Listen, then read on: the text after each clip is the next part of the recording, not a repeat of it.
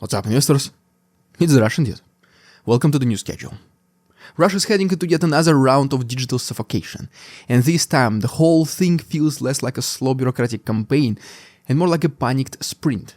Because when the media starts talking about an all-out Telegram ban, when tech experts begin showing that VPN protocols are being squeezed harder than ever with AI-assisted traffic inspection, and when the state suddenly starts behaving as if something that was supposed to take years now has to be finished in a matter of months, then the real question is no longer whether the Kremlin wants total control of the internet, because, well, obviously it does, but why it suddenly wants the control right now, at this exact moment, with this exact urgency. And this is where the story stops being about apps, messengers, or even censorship in the narrow sense, because this is not just about Telegram, this is not just about VPNs.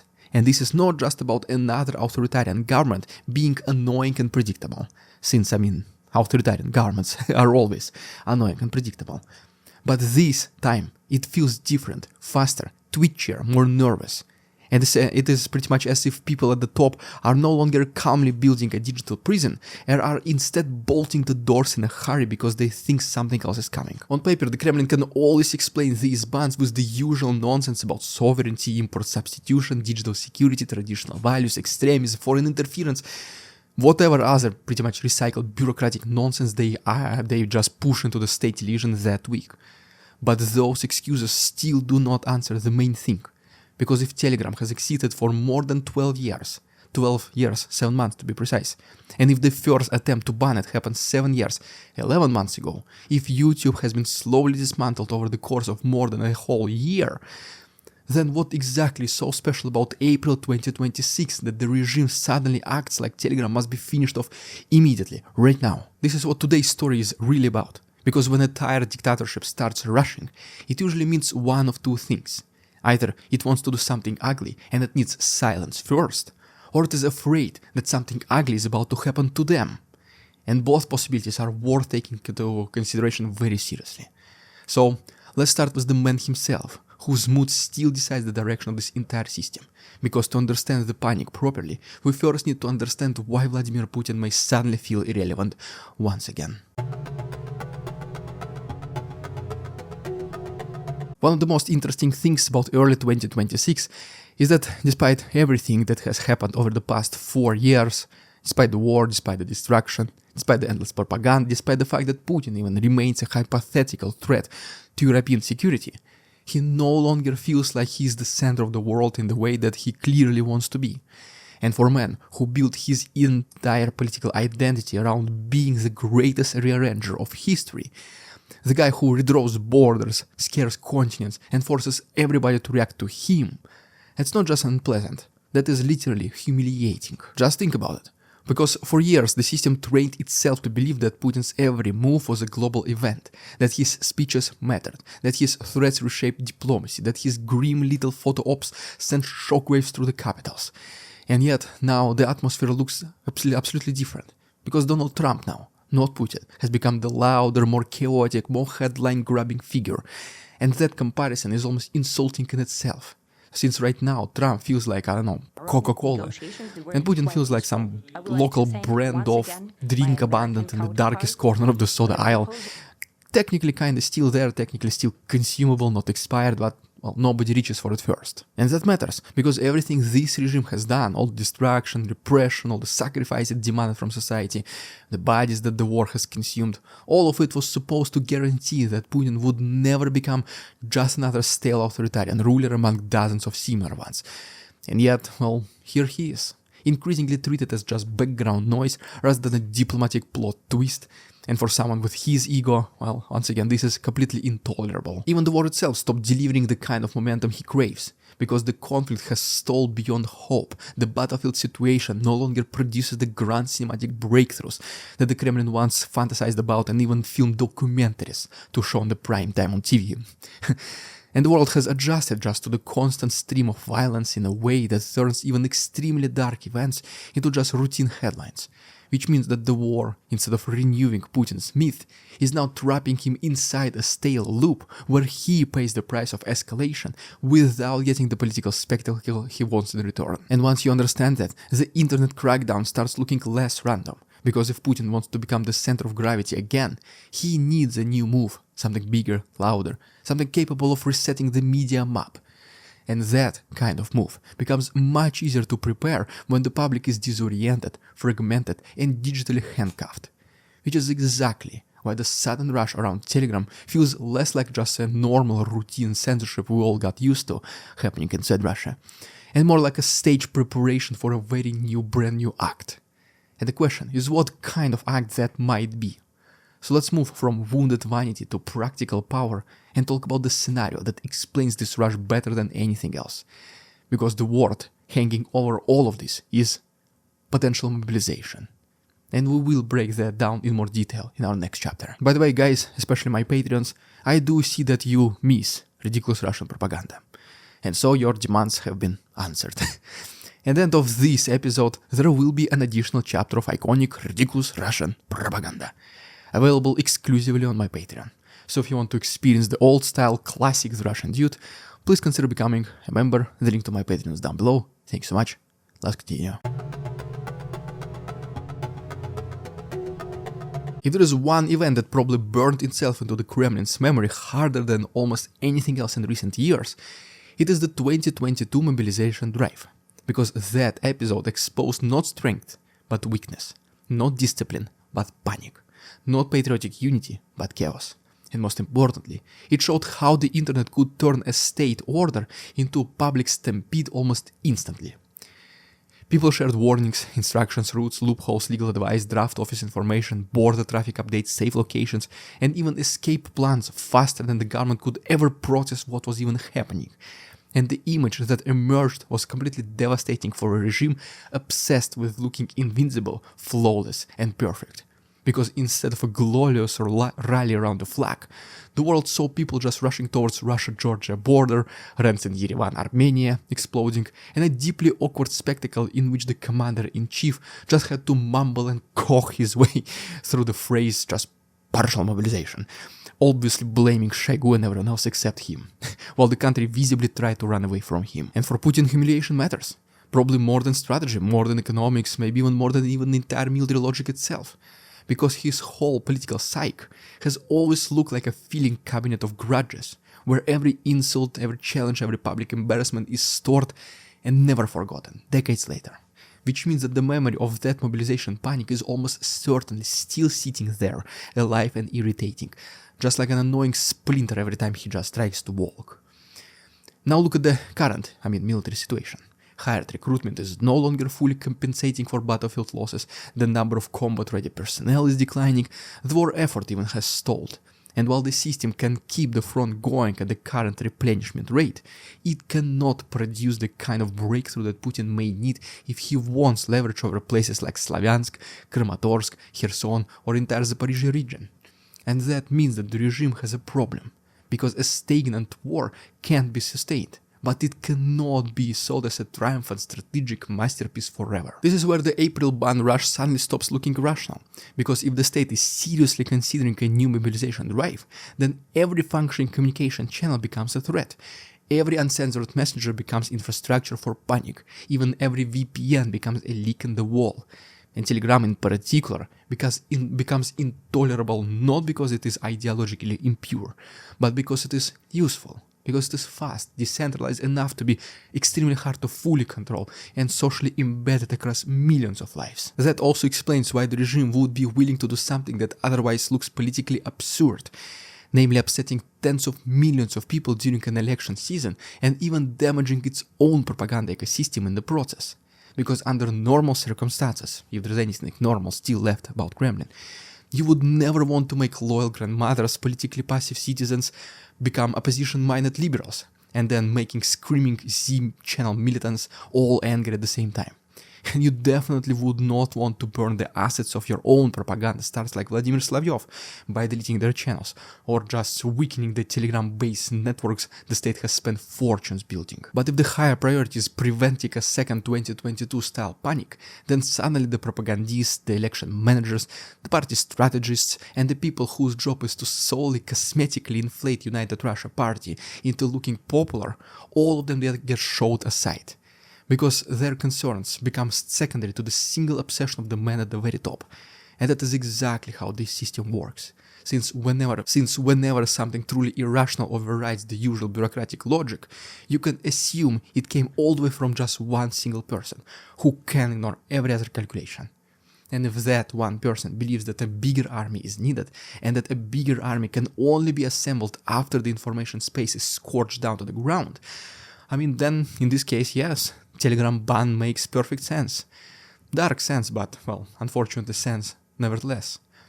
And yet mobilization is not the only possibility here, believe it or not, because there is an even more dangerous option that would also explain the rush. And that option is not just feeding the existing war, but widening it. So let's talk about that in more detail in our next chapter. The second explanation is even uglier, because if Putin feels that the current war no longer restores his global relevance, then the temptation may be to create even a bigger shock. One so dramatic that the world forgets every other headline overnight and once again rotates around his decisions. And from that perspective, the idea of expanding the war effort, especially in the direction of the Baltic states, we talked about it several times in the previous episodes, therefore also NATO, well, all these ideas start looking less like fantasy and more like the kind of reckless gamble of a cornered imperial ego that I might actually find all of this attractive. But why attractive?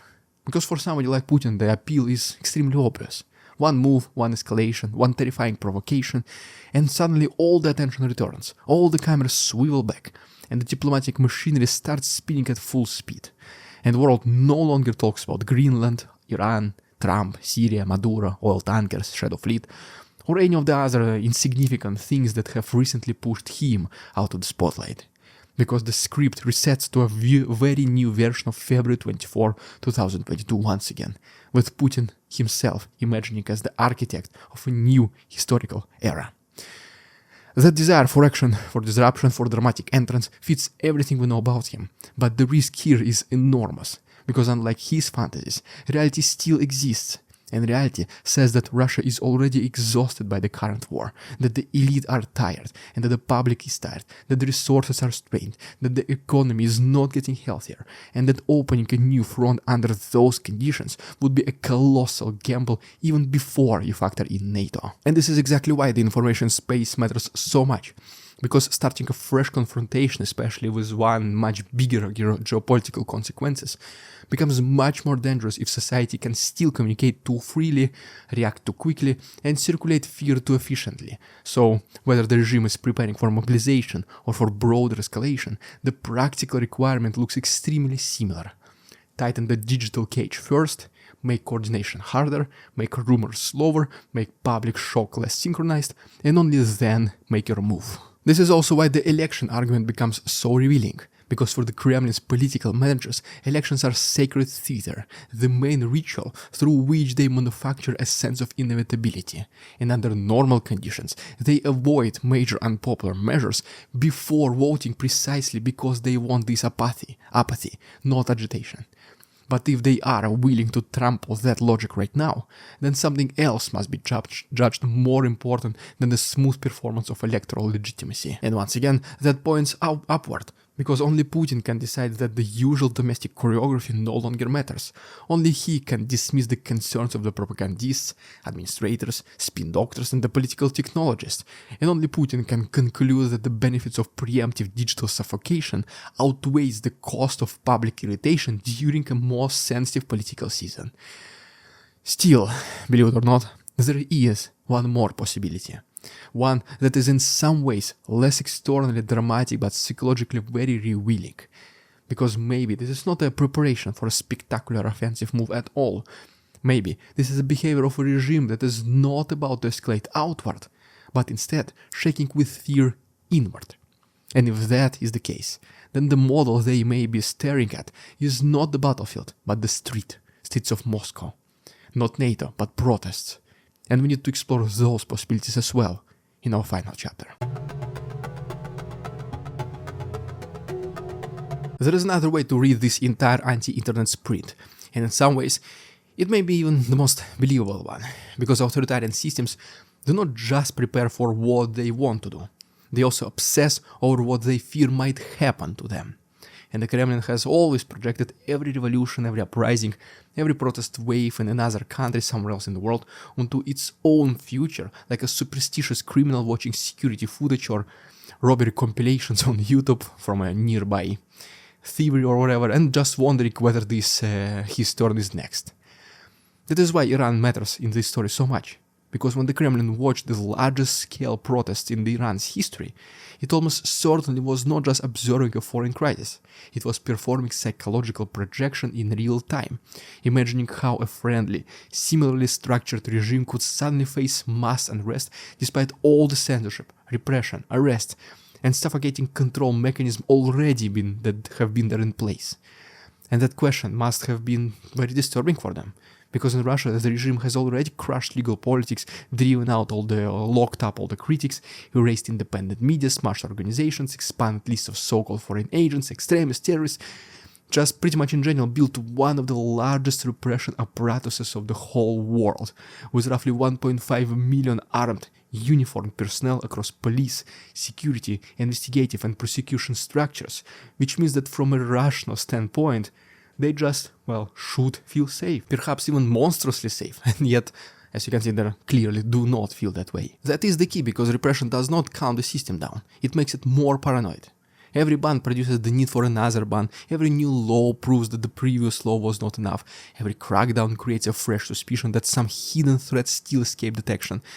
And so the logic becomes just self-feeding and self-fulfilling, with more self-protection generating more insecurity, not less.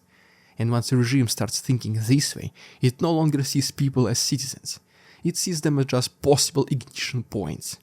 Every teenager becomes a potential agitator, every pensioner becomes a possible street protester, every complaint about utility bills becomes a shadow of Maidan. Every online group becomes even a future coordination hub with potentially millions of subscribers. Every unfiltered channel becomes a rehearsal space for dissent. Even every protest abroad becomes just a warning that somewhere, somehow, something was left unbanned. That is the guilty conscience model of dictatorship, where the rulers know, somewhere beneath all the pomp and rituals, that they rule through fear, coercion and enormous damage, and because they know it, they can never fully trust the society they dominate. Because they understand, on some level, that a government built this way is not loved, it is just simply endured. And the moment endurance weakens, everything they build starts looking far less solid than the television cameras suggest. So when they watch Iran, they do not see just an abstract geopolitical event happening somewhere far away, not related at all. They see a nightmare scenario in which even a thoroughly repressed country can still produce people willing to gather, coordinate and challenge the rulers. And if the internet helped even a small number of those people, just hundreds of them, to connect and plan there, then the conclusion inside the Kremlin may be just brutally simple. Whatever room for maneuver still exists online inside Russia must be removed, banned immediately, because some invisible spark always finds the oxygen. In that sense, the Telegram ban is not a sign of confidence, but of fear. Not the swagger of a stable regime, but the twitching reflex of one that sees ghosts everywhere. And as strange as it sounds, that may actually be the least catastrophic explanation available. Because if this whole campaign is driven by paranoia rather than imminent large-scale escalation, then what we are watching right now is a government trying to just cling to the walls a little bit harder. Not necessarily one government climbing into the next step of the war ladder. I mean, yeah, this does not make them harmless, not even close, because paranoid regimes can still do immense damage. Just think about the cornered dog fighting for its life. But it does mean the rush may be telling us less about strength and more about insecurity, less about strategic confidence and more about the private terror of people who have spent so long violating every single rule that they now expect retribution in every shadow. The attack on Telegram is not just a technical story and not just another censorship headline. It may be a preview of what the Kremlin thinks it needs to do next, or what it thinks it needs to do to survive. Guys, please let us know down below in the comments if any of this makes sense, please start discussions, share your thoughts, and if you found this video essay useful, please feel free to subscribe to our channel and like this video. Don't forget about the extra chapter of ridiculous Russian propaganda available exclusively on Patreon, the link is down below. Thanks so much, see you on Wednesday. sell. Their twisted words and feeble claims are resolve they cannot quell. We see through their lies, their feeble attempts to sway. We do not believe in ridiculous Russian propaganda.